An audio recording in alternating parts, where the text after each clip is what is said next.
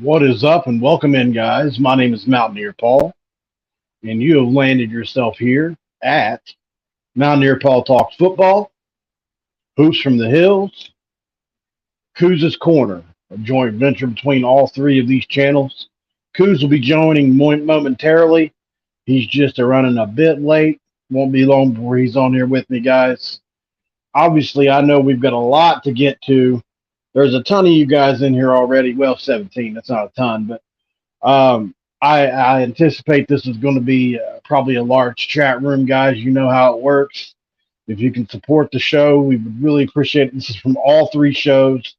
If you do give a super chat in the comment box, guys, name what show you're watching this from, or that be Couz's Corner, Mountaineer Paul Talks Football, or Hoops from the Hills, so we can separate out these separate super chats, which you'll do for us, anyway. But if you do support us, we would appreciate it, guys. Let's get on with some of the show. So, obviously, today has been a tumultuous day for us all. I have a lot to say about it. I'll give you an outline for what the show is going to be about if you didn't get it from the thumbnail. Obviously, Preseason Awards football, that thing happened today. We've got one player on that list. On the other hand, we've got one player that is out the door in Jose Perez. Even after we saw a highlight tape come out last night of him working out in Mountaineer gear at the Mountaineer facilities, seemed like he was doubling down and possibly committed to the Mountaineers, and yet, no. Turns out we were being gaslighted and kind of used a little bit. You can call Huggins all you want. You can say Huggins created this situation, and I agree he did. But there comes a point where some of these players have to take ownership for the reasons they're leaving. Joe Toussaint, it's reported, got $400,000 to go to Texas Tech. No, I do not have proof of that, but I have good sources that are telling me this is the case. And that's why he flipped from Kansas State last minute. That being the case, what do you think Jose Perez is thinking now as a graduate transfer? Oh, I could probably do something similar. Got better numbers than Joe T, even though at a lower level. He's going to go test them waters. It's late in the summer, and good players are coming available for the first time really ever. This is unprecedented. This has never happened before. So this is all new within the portal era, and we really don't have a playbook for it, guys. And so at the expense, yet again, of we West Virginia fans and West Virginians, we kind of have to be that punching bag a little bit, nationally, getting made fun of here and there. But what they don't know about us is that we're blue collar, is that we don't stay down when we go down. So we'll be all right. We're going to get up as a fan base, and we're going to support these Mountaineers.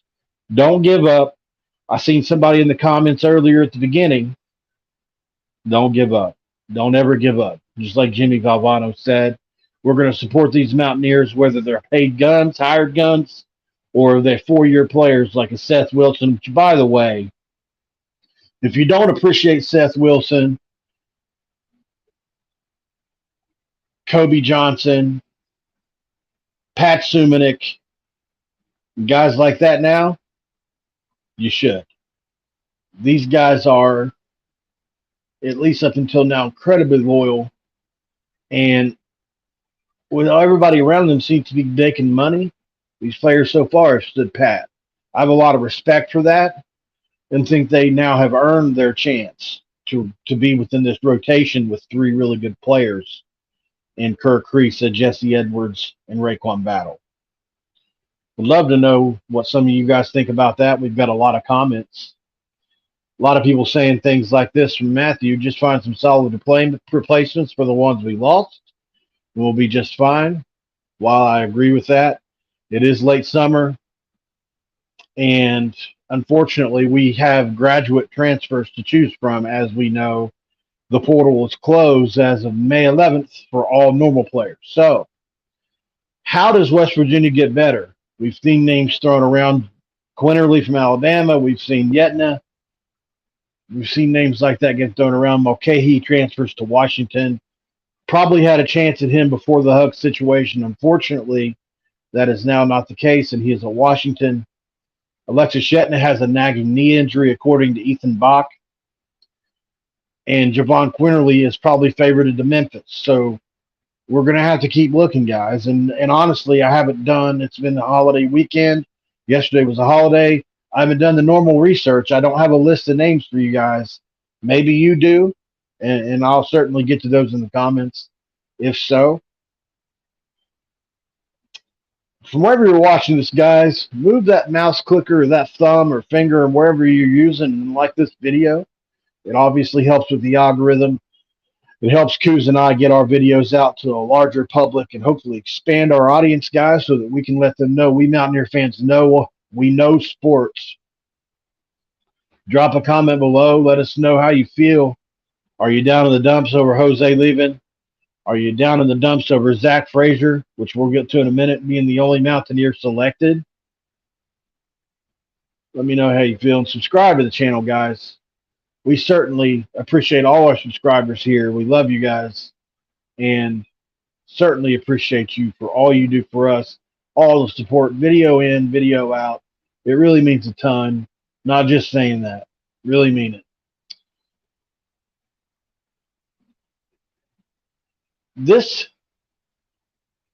I got to do our sponsorship thing real quick, guys. I was going to do it with Couz, but if you'll just bear with me for like 20 seconds, guys, don't log out. I have to say a thing really quick, which I'm very proud to say. This episode of Couz's Corner, Mountaineer Paul Talks Football, and Hoops from the Hills is brought to you by Dutch Miller Automotive, where friends and family pricing means you get the best deal right up front on any new or pre-owned vehicle in stock every time.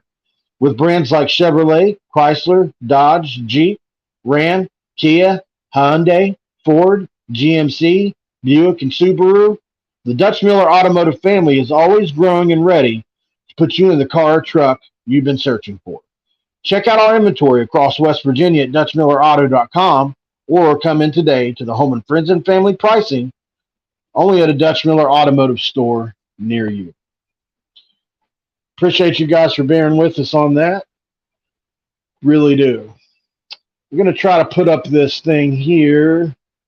All right. So this is the preseason list of players, and that is small, guys. I wasn't expecting it to be that small. I was actually expecting Couz to already be in here. Unfortunately, he's not, and we were going to use the computer. But as of right now,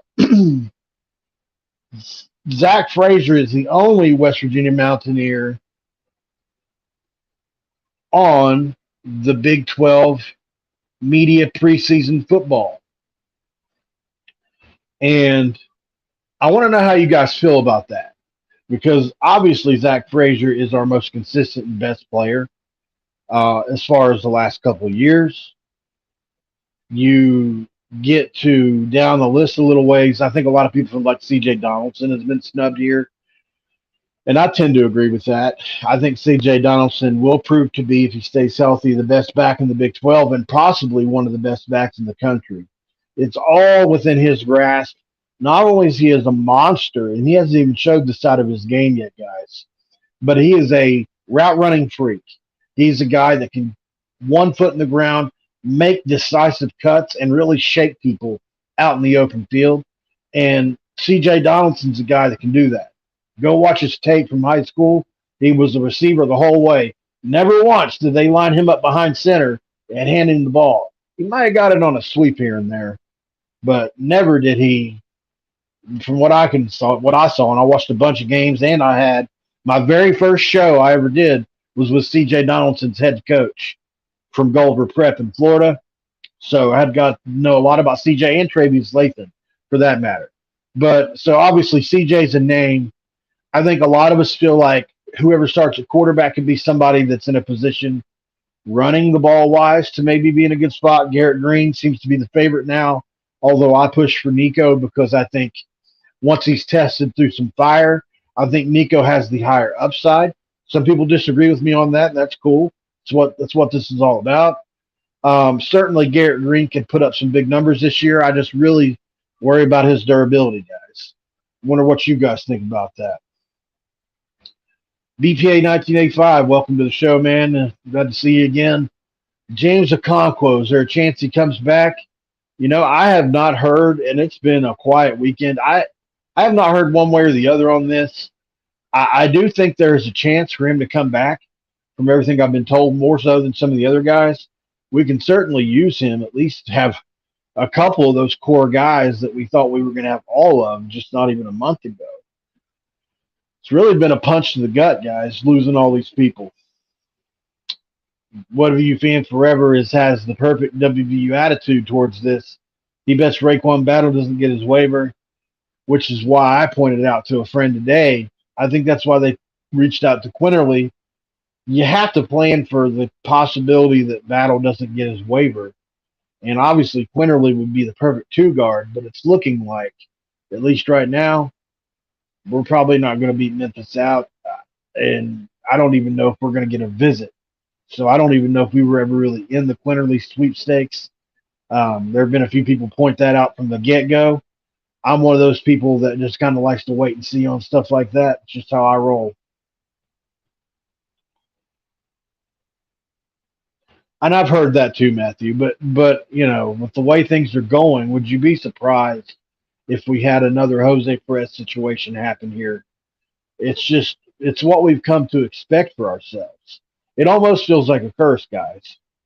Seriously. I know people I have some friends that say all schools go through what West Virginia's going through. You're just so close to the situation that you don't realize it. But I really do think that we go through extra. Sasquatch 304, man. I appreciate that a lot. $20 super chat, extremely generous, man. Not hating on the portal, but I think Perez made a mistake transferring again. There's no doubt about it. Listen, I'm withholding because I told certain people that I would today. I don't want to bash the kid because he was put in a bad spot. And I have to keep that in mind. But from what I'm told, he was at least part of that group that demanded Josh Eilert come back. And if that's the case, then that means that he leveraged the coaching hire basically against himself and then didn't follow through on it. I'm going to keep words out of my mouth I shouldn't say. Sorry, guys. Get upset here. To me, that's not cool. And what really made me mad today was, I sent that video of him working out to everybody last night. My mom, my sister, Couz, name it. Look at Jose Perez. He's putting in work in the gym, all kinds of cool, fancy dribbling moves, and this old man game that he has. I'm a fan of it because it's crafty and he can score it. And all it really was a highlight tape for other schools to see. And to beat it all, he was wearing a WVU shirt, or at least a West Virginia. It was a white and blue shirt that said West Virginia. That really took me aback today when I really put that together and thought about it. Maybe I'm overreacting to that. What do you guys think? Am I overreacting to that? I really feel like that was a crappy move. I thought he was reaffirming his commitment to us, not trying to get other teams to look at him. It was crappy, man. Sam Ventura, how we doing, brother? The NCAA is destroying college sports. Why would they open the portal for a month because of a coaching change? All they are doing is giving them all the time to be reached by the highest bidder. Yeah, and I have people in the know that will say and know that this team has been tampered with. There's no doubt about it. The level of talent on this team, think about it, guys. A top 3 portal class and a team that, while a lot of people said wasn't for a team that wasn't a top half of the Big 12 team, there sure is a lot of teams paying for these players. Joe Toussaint worth $400,000. What? So is it desperation? Really? I can't believe that. I can't believe that this is just something I was rumored. And I don't know if anybody else heard this. And I got this from a source that is in the know at K-State, and I mean in the know. So it's not a random YouTuber. This is a guy that's plugged in there that told me that Joe Toussaint was offered $400K by Texas Tech. So if that's the case, how is Jesse Edwards and Raekwon Battle going to stick around, guys? If those kind of numbers are being thrown at them this late in the summer, I'm worried about the rest of the roster too. And what's the NCAA going to do if this happens? If this keeps happening, for instance, let's say this happens again in the future. Coach gets fired in the late summer. Maybe it's even later than it is now. And the staff doesn't have time to recuperate that. So what do? Cancel the season? This could end up really being a miniature death penalty for a program in the future. I'm worried about the depth of this team. People say you only need 8 or 9. That's true. But to get through a full season, you need 12 or 13. There's a reason people will tighten up their rotations when it comes conference time and also into March. But before that, you see players that were playing not play anymore. That's so that your starters and your good players don't have to play every minute of every game. If you have to go through a full season with 8, 9 rotation, you'll be damn lucky if you don't get injured along the way. Got another super chat from Family Account. Toussaint got $400,000 with his production. He'd be stupid to turn that down. And Trey Mitchell near $1 million. It's opportunity only due to Huggins' poor decision making. Sure, I'm not disagreeing with that at all, and I'm not even disagreeing with Toussaint. The only thing I don't like about what Joe did was obviously he felt a certain type of way, right? Pitt, Texas Tech, Oklahoma State were his last 3, right? From what I understand, did he even visit Pitt? Does anybody know that? I don't think he did. If he did, I didn't hear about it. Was that just an FU to us? Call it what you want, man. But the day before, you write a big letter talking about how you love the Mountaineers and how thanked everybody for what they did here. And yet, Pitt's in your top 3. Sorry, man, I can't get with that. People, maybe he was making a business decision for himself, but I just find it hard to believe that Pitt was one of the top 3 for real. I think it was something else. Maybe I'm wrong on that, but that's how I feel. But yeah, obviously, and for what I was told, they projected him as a full-time starter at Kansas State. They projected him about 13 points per game.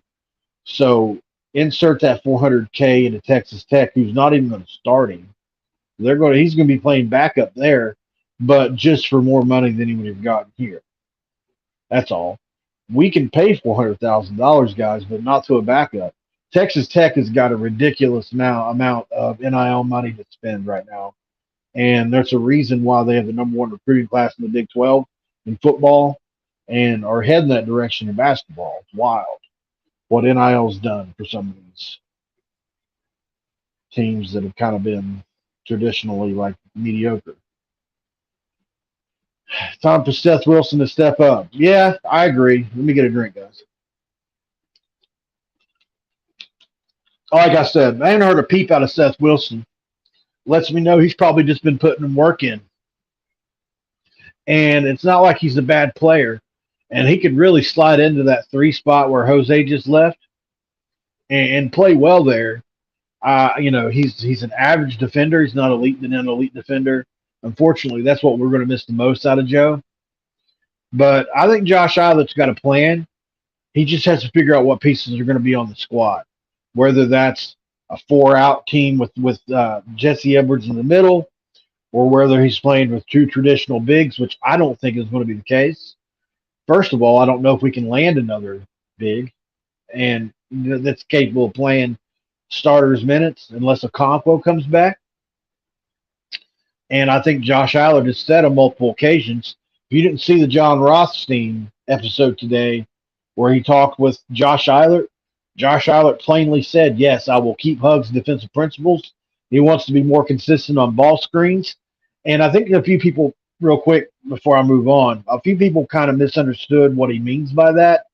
Being more consistent on ball screens means basically Huggs, the way Huggs did his ball screens was he liked there to be no rhyme or rhythm to it so that you didn't know when the trap is coming.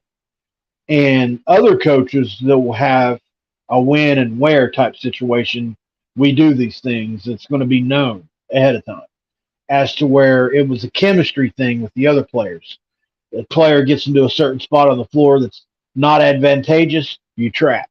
And that's kind of how, for what I understand, Huggs taught the trap. Eilert is not going to do it that way. It's going to be more planned out and careful. And that's what he means by consistency. It doesn't mean that Huggs wasn't consistent. I heard a couple of people rapping about that. Take a deep breath really quick. Been going and going, haven't I?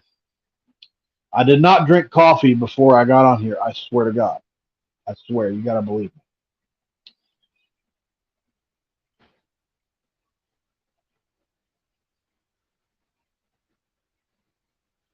Thanks, Matthew. Like I said, I didn't really keep up with where he went too much. Yeah, I didn't keep up with where he went too much, man. So I appreciate that comment. Still don't like that he had Pitt in his top three. You'll never get me to admit that. Well, we need Seth to step up. I'm having trouble keeping up with all the messages, guys. I apologize. I hear that Texas Tech will play him and Pop Isaacs at the guard spots. That's what I hear as well. They've also got that freshman. Yeah, I figured the players would have stopped Huggins with Huggins' assistants, mostly sticking around. So they basically just left anyways. Right. Not to be a downer, but football and basketball are about to be catastrophes this year. Hoping I'm proven wrong. Well, I think that's what we're all hoping for, you know? I'll tell you this. Let's move back to football for a second, guys. I'll give you guys a few names that I think are going to be really big surprises for the Mountaineers this year. Number one on my list, and this is a guy I've become close to. I was able to announce his commitment on my show. He told me his commitment before it ever happened. He was one of the first players that I really interacted with in that way and figured out, like, oh, crap. If I get him with some players, I can learn some intel, promote it on my show, that kind of stuff. When I was learning YouTube, Keyshawn Cobb is a guy I think that was really good at Buffalo in that nickel/spear spot. And I think he's a guy who's really rangy. He understands body control. He played receiver in high school, and he's a guy that knows how to track the flight of the ball. And I think Keyshawn Cobb is going to be a really good player for us this year, guys, alongside Anthony Wilson. They're not big players, but they are technically sound players, especially Wilson, who's a tackling machine, had over 100 tackles from the safety spot at Georgia State with Clay Helton. I'm excited about those two. I think they're going to be good. Montre Miller's another guy that comes in highly rated as far as Pro Football Focus goes. We'll see how that translates to the Big 12. There's 3 secondary players, right? Then you get into Aubrey Burks, who is rated by some as the best safety in the league coming back. There's 4 secondary players that I'm pretty high on. That's a really good place to start. Koba back at middle linebacker is, I think, a player that has – I'll say he's just a bit above average with a little more upside than that. He could be maybe second-team all-conference guy, maybe even first all-conference. I think he's probably in that second to third-tier range. That's all we need him to be. Up front, a lot of people will say Sean Martin, but I think Day Hawkins is the guy to look at. He wrecked the spring game. He was unblockable during spring. He was a Power 5 recruit, went to Kentucky. People tell me he was unblockable there. And then obviously, I think Tennessee State, where he came from, he just put up some pretty big numbers. And he is in that Dante Stills mold where he's really, really wiggly in the hole. He kind of uses several hand fighting techniques, and also he'll juke a little bit in the hole with an offensive lineman and get you to miss. And he's a really good pass rushing interior defensive lineman. I'm excited to see what he does this year, guys. And then I had the second string left tackle, Prince, however you say his last name, from Penn State, tell me that Fator Malba is the strongest defensive lineman he's ever tried to block. Now he is the second string guy at Penn State, but he would probably start a lot of places. So Malba is a guy I think that although he's no pass rushing threat at all, I do think he's a guy in the middle that could be that Casey Hampton from the Steelers, Jamal Williams from the Chargers back in the day, that real big guy in the middle that plays on the nose, maybe even a Chris Neal type player that could really stop that middle up and allow this 4-2-5 that can flip into a 3-3-5 to work. My opinion. On defense, obviously we need a guy like Travis Slayson to step up. There are several we need to step up. I do think Sean Martin's going to be a consistent force, basically, up there. We lost a few guys on the D-line I'm not happy about. Obviously, Jordan Jefferson, I was extremely high on. Unfortunately, we lost him. You don't go to LSU if you're not any good, guys. That's just how I look at things. How we doing, John? Welcome in, brother.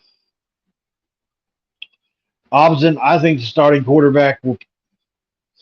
I really thought up until recently it was going to be Nico, even in the face of all this Garrett Green publicity that Neil was giving him, and he went to the Manning camp, but now he's representing WVU at the Big 12 Media Days, things like that, along with Zach Frazier and some guys. I think, if I'm wrong about that, I'm wrong. But I thought Garrett was one of the guys that represented, and that's basically goes to your leaders. I wouldn't be surprised to see Garrett win that job. I don't think Neil's going to let us know until a week before the game, maybe not even game day. So, I think we have to have any edge we can over Penn State, and I still think both may end up playing. So it's going to be interesting to see what happens. Obviously, Nico has way more upside as a passer. Garrett is a runner. But really, what's best for us, personally, in my opinion, is Nico becoming the guy. He's just got more upside. He can throw it a little better, especially short and immediate. Garrett's really good long, but I worry about his short and intermediate passing game. And even though he's improved, but his durability is number one for me. So, real quick, guys, if you haven't subscribed to Mountaineer Paul Talks Football, that's my football channel. I break down a lot of film there. I do a lot of work on, I do some investigative journalism there too, as far as into Mountaineer athletics and other schools. I like to try to break some stories. I do have some sources. I know that's a joke that people say, like, what do they say? Source, trust me, bro. But I've worked really hard to get some sources, and people that have followed me on my channel for the last year will tell you, any kind of sources I get and I share, I will post screenshots of them. I'm not afraid to do that. It's just something I'm big on being transparent with you guys, and if I'm able to share it, I will. And I build up enough credibility over time to, I think, when I say something or say I've heard something, people know that for all intents and purposes, I probably did hear that. That's what I was trying to work towards the whole time. Not haven't arrived yet or nothing like that. I'm not saying that, guys. But yeah, please subscribe to Mountaineer Paul Talks Football. We're just over 1,000 subscribers there. Hoops from the Hills, mine and Couz. If you know Couz's Corner, if you're watching from there tonight, we have a joint venture called Hoops from the Hills where we talk about basketball. And then obviously his football channel is just, it's done really well. He's got over 5,000 subscribers there and continues to grow that thing. And Couz is truly one of the best out there, when it comes to Mountaineer athletics, Big 12 athletics, and conference realignment. Sorry guys, incredible job on all that. And Really proud to have him as a partner, guys. I really am. He was a big inspiration for me doing this.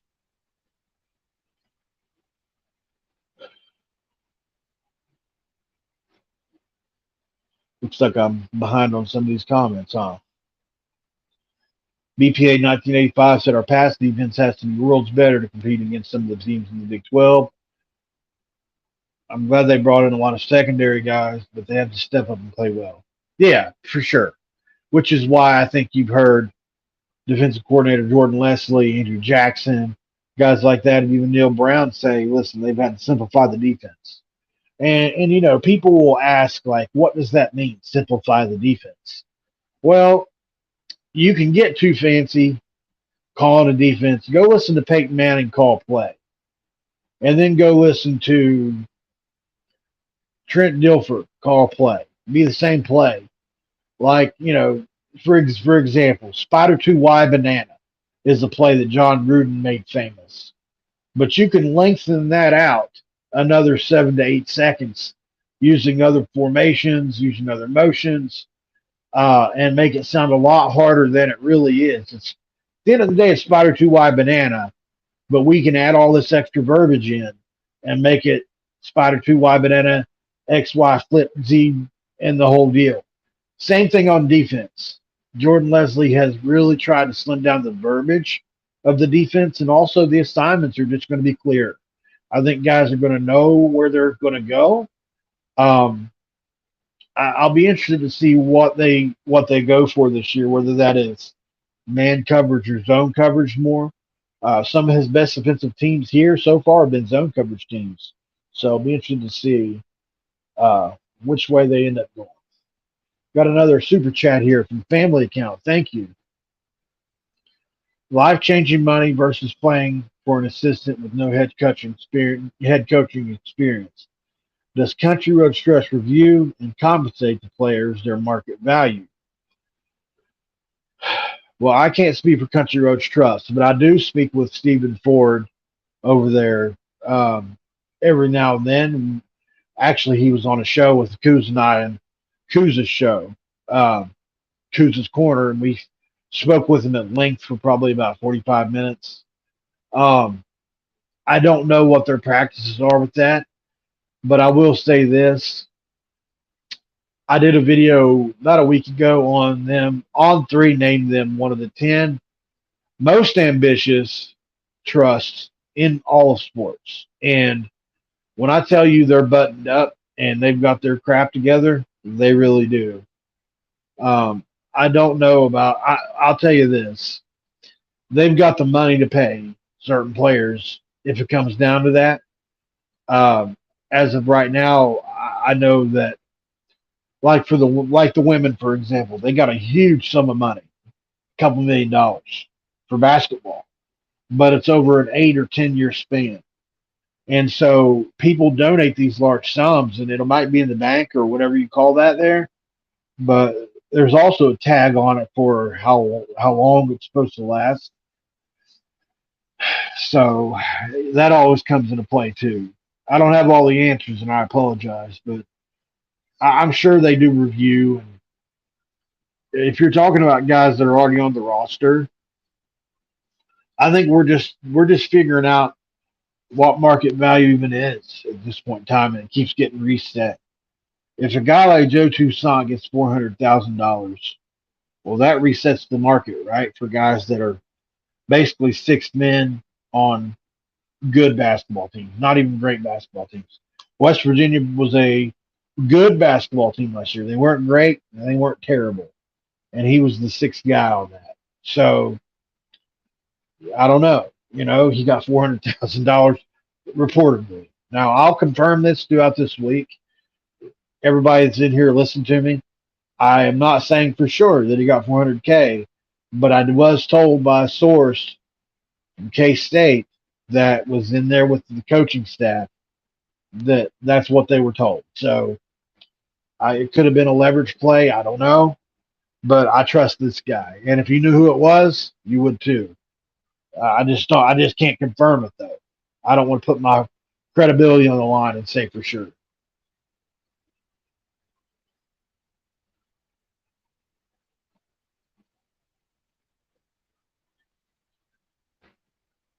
Hello, Krista. I'm curious about. Oh, look who it is. Will you talk for a minute? My mouth's dry.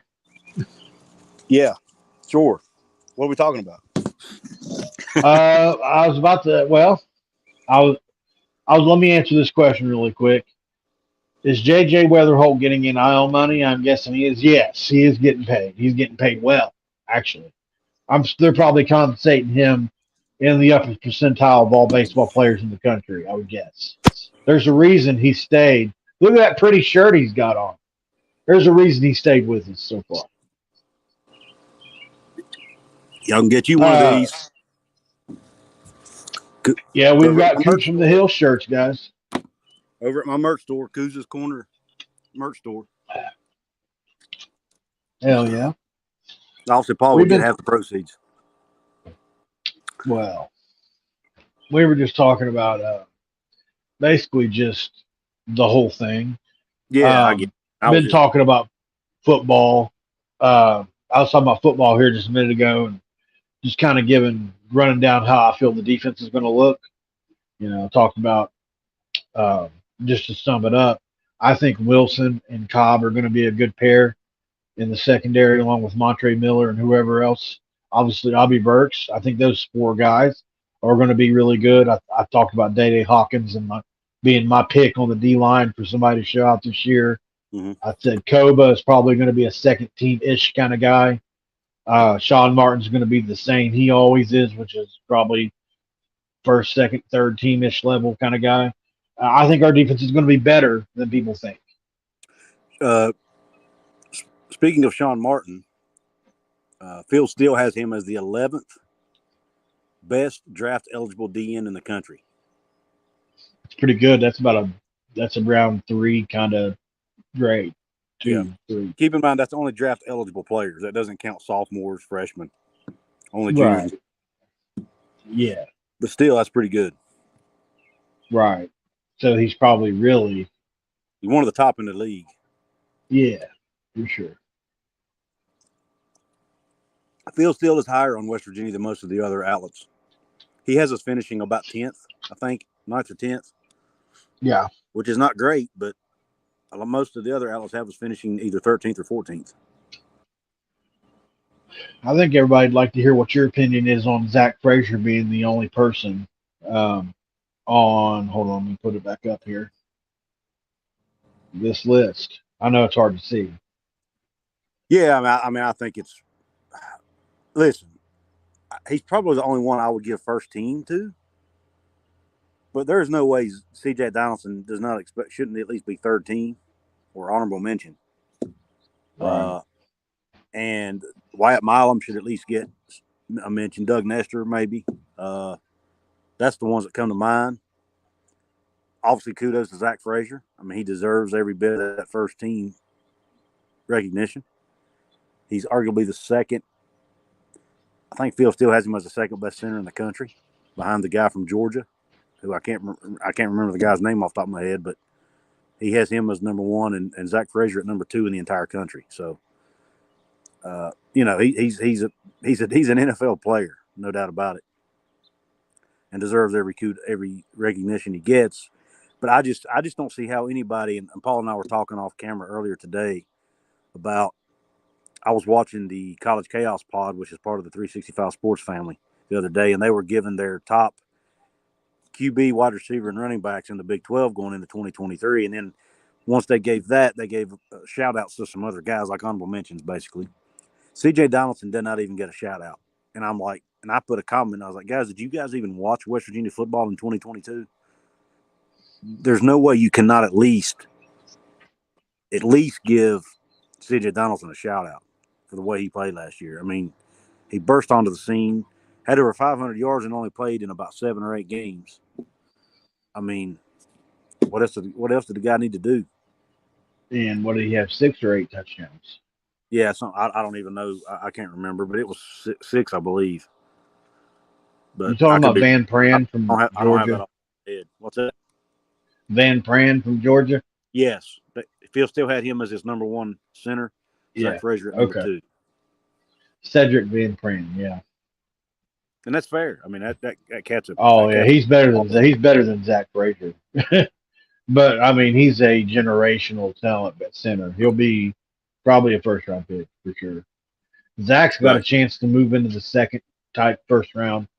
He'll probably end up being a. I don't know if he'll be center or guard for next level. It'll be interesting to see what they do with him. I think he can play anywhere on the interior. So Jeremy Croy, thanks for the comment, man. Jeremy's a channel member, guys. You see the little logo beside his name? That means he's a channel. You can become a channel member over at Couz's Corner. Paul, I don't think Paul has it set up yet on his channel, and we don't not have it yet. on Who's from the Hills either. But we will do that eventually. But anyway, Jeremy says, speaking of defense, generally when we give up huge pass plays, is that usually on the cornerbacks or is it on the safeties? I'd say it depends, Jeremy. Really, I'd say both. Both would be my answer because last year we played mostly zone, so it would have to come down to both. What about you, Paul? Yeah, if you want to go back to last year, it was on both, but mostly the safeties. Um, we just weren't good in those spots last year. When Charles Woods played, you see how much better that group looked at the corner spots, even for the little bit he played injured. Mhm. But I mean, we haven't been good at those positions for a couple years now. So I think they'll get back to their better defensive ways like they were the first couple years. We're hoping they played zone Right. those years too.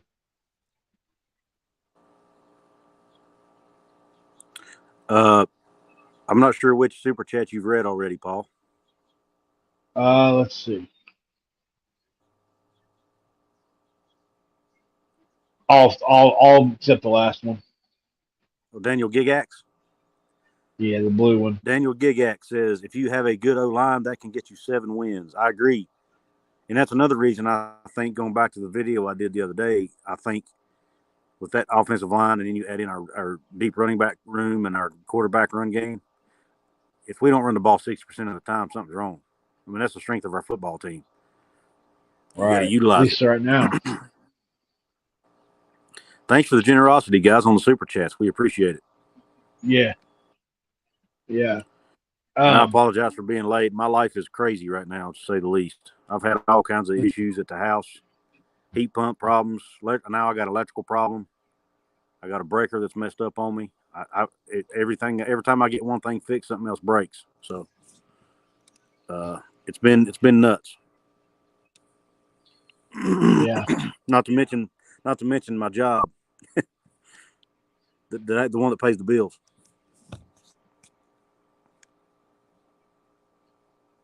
That's the big question, isn't it, Krista?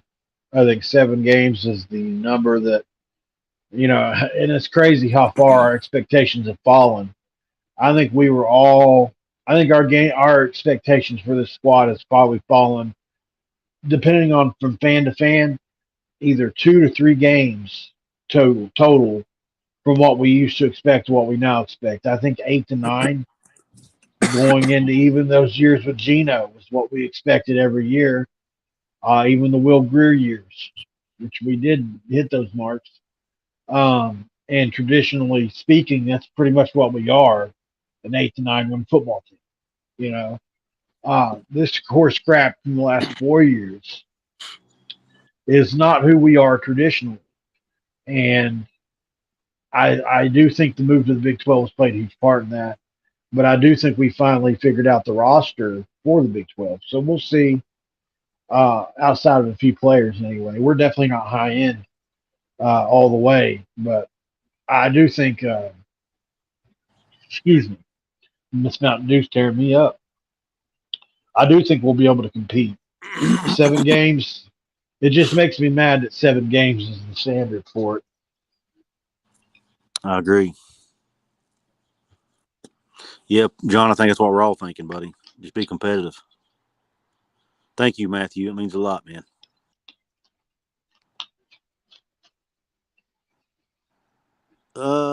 Maybe eternal energy. I don't know that I would go that far. I mean, I still think we can become an. I don't want to say elite. I don't know that we've ever been elite. We've had elite years, but we're not. I don't think we're elite over. I would put us at a tier 2 program behind the maybe Like tier 3 depending Wisconsin. on depending on maybe tier 3 depending on how you want to rate them. But we're definitely not a bottom feeder by any stretch of imagination. At least we haven't been historically. We've been one of the most consistently winning programs of all time, just until the last 4 years, really. Right. Yeah, it's a number on us too. No number on us. As far as basketball goes, Paul, I guess you guys touched on that too, didn't you? Yeah, do you have your thoughts? Yeah, I'll be quick. Basically, obviously, I hate to see Jose leave. We need at this point we need the players, we need the depth, and I do think he's talented, but I also think he was always online putting out cryptic tweets and stuff, and there seems like there's been some drama around him ever since he's been here. Some of it was not any fault of his own, and some of it I think was. So maybe him leaving could end up being not such a bad thing at the end of the day. But right now it doesn't look good, just because everybody thought keeping Eilert would keep the roster together, and it's not doing that. It's guys are leaving anyway. But I think teams are pouncing on us, man, trying to take advantage of this situation with NIL money, and I'm sure there's probably some poaching going on. If I had to guess, I don't want to make accusations, but Neil Brown already did. it's I think it is what it is. I think it's kind of obvious at this point, right? Yeah, and Neil said just the other day, he said it's being done in ways you cannot track. Uh-oh, we lost him. But yeah, so that's what's going on. With the poaching, the tampering, not only is it being done, but it's being done in ways that can't be tracked. And that's unfortunate, because I think if you're a team that's getting the players, maybe you overlook it. But when it's happening to you and you're a team like West Virginia, like for instance, Georgia, they could take the losses we took even that year we lost 19. They probably could have took that and still been a really good football team. We can't. We Yeah, can't take those kind of losses. I was just agreed. saying Neil Brown said the other day and I don't know what show it was on or podcast, but it was I think it was maybe with Tony Caridi's boy, but I can't remember. But he said all poaching is happening. We know it's happening, tampering's happening. He said, and it's being done in ways you can't track. Agreed.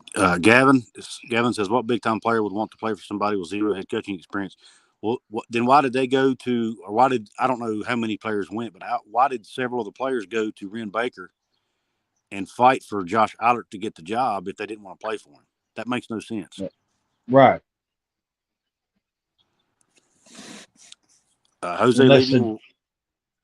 Go ahead. I was going to say, unless Eilert's their boy and they were just trying to do him a favor, get him the job, with no intentions of actually staying, which is shady too. Yeah. I think a lot of it is just guys intended to stay and then started hearing about all this NIL money that was out there and decided to go get it. That's what I think. That's it. And they're using Huggins as an excuse now. Right. In my opinion. Jeremy McCroy says Jose leaving will give other guys opportunity to step up and show what they have. Perez wasn't that efficient in his shooting. He's not our biggest loss. I agree. I actually think, my opinion, Joe was a bigger loss than Jose. But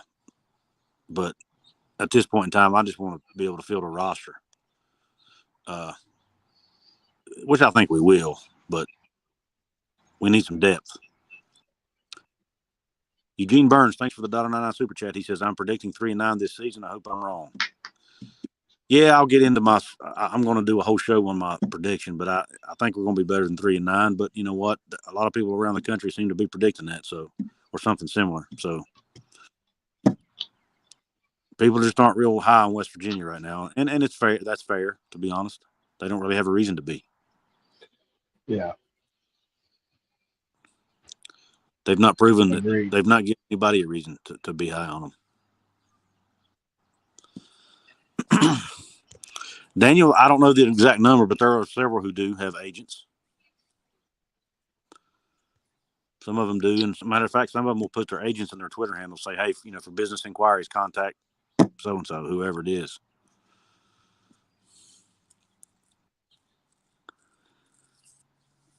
8 scholarship players, yeah, I know they do need depth for sure, but they'll go get some. They'll get some out of the portal. I've got faith in Jay Kuntz and his staff, Josh Alec. I think they'll get some guys. Now they better do it quick because time's running out. But yeah, I think they will.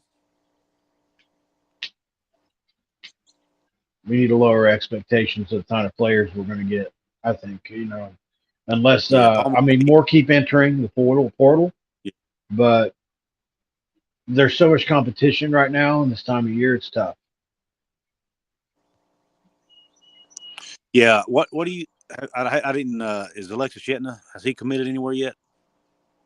We're out on him from what I've been told.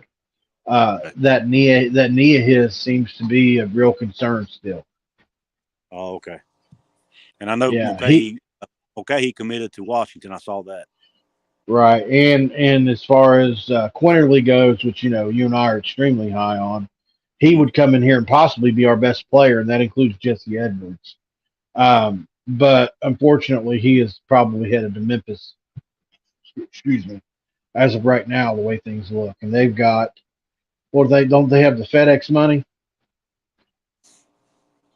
Yes, potentially. Yeah. Potentially, yes. Yeah, I mean, I think it's FedEx. They got FedEx money. Louisville's got somebody. Under Armour, maybe. Yeah. But, Oregon's got Nike. We've got Ken Gendrick. Maybe it's Reebok money. Anyway, Louisville's got some big organization that backs them. What's their stadium's name? Memphis? No, Louisville's. Papa John's. I have no idea. Isn't it Papa John's Stadium? Papa John's Stadium, yeah. I wonder if they're backed by Papa John's too. Possible. Just spitballing. Louisville has KFC. I like KFC.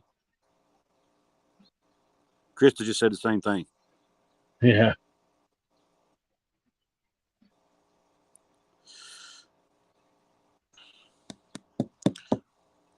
Guys, Paul, you got anything else? I didn't mean to come here and take over the show, man. You were doing fine without me. Listen, man, I needed a break anyway.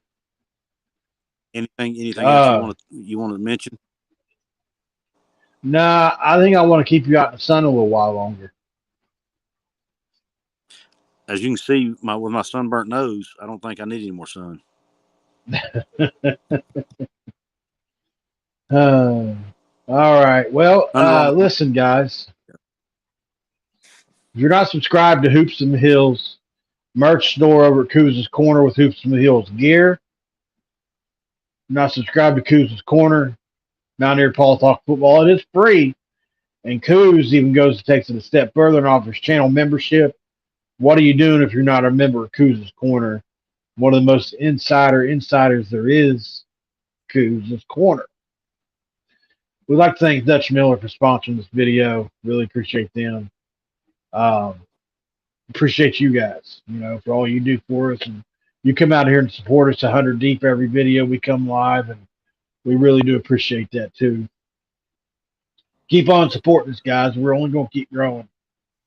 So, I am in Mercer County, WJAY TV. I am from Mingo County, West Virginia, a place called Dingus. But I live by Huntington now. Right in Marshall Country, baby. And John, I'll tell you, I'm not a fan of that. The blundering turds. The guard out of UCF, Paul. Is he still available? I'll have to look into it, to be honest with you. I'm not certain. I'm not. Paul's usually on top of this stuff more than I am, so that's why I asked him because I'm not. Well, I told him earlier it's been a holiday weekend and a holiday week, and so neither one of us have put any money, much anything out. I haven't, and I just took a couple days off just to decompress, and we're back. So I'll have answers on that kind of stuff this week. Yeah, man, it's been a busy time, man. Really busy time. But guys. I guess we're gonna sign off of here. At least I am, Paul. You're welcome to stay on, obviously, but I still got things lingering that I need to get need to take care of. So, Okay. For those of you who may He's miss the talking live, about. you know, for those of you who missed the live early on, this will be up for you guys to watch later. So no sweat. Feel free to go back and watch it later on.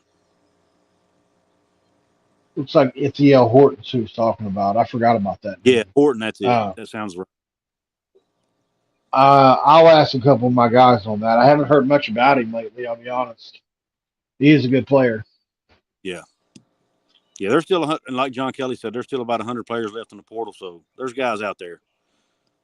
You just got to go get them. But all right, guys. Well, this has been another episode of Mountaineer Paul Talks Football. Who's from the Hills and Couz's Corner. We've got another super chat. Eugene Burns, thank you, man. Says, I'm from Monroe County, but living in Michigan. Well, Eugene, we miss you here in West Virginia. Hope things are well in Michigan. We thank you for the super chat and for the support. Yep. Anybody else got anything for us? We certainly won't say no. Thank you, John. We appreciate your support, brother. Thanks, guys. Appreciate you. Thanks to everybody in the chat. We're signing off, guys. All right. Enjoy the rest of your cool, evening. Samuel. I know all about Lenore, man. We'll talk next time, Samuel. Follow me on Twitter at Paul Mountaineer, at Couz206. It's right there. If you want to get us on Twitter, right there it is. Which I didn't get Couz's, but there's Couz's. All right, guys. Well, we appreciate you guys for coming and watching this episode. This episode is over, and we are out.